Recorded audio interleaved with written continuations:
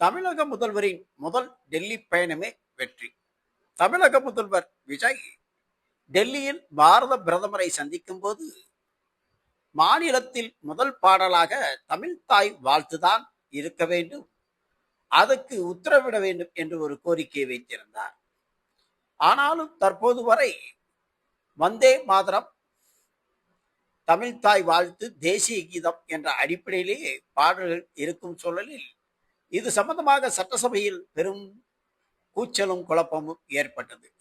இந்த நிலையில் பிரதமர் உத்தரவின் பேரில் மத்திய உள்துறை அமைச்சகம் இனி அந்தந்த மாநில அரசுகளின் மாநில பாடல்களே முதலில் இடம்பெறும், இரண்டாவதாக வந்தே மாதரமும், மூன்றாவதாக தேசிய கீதமும் இயக்கப்படும் என்று அறிவித்து சுற்றறிக்கை அனுப்பியுள்ளது.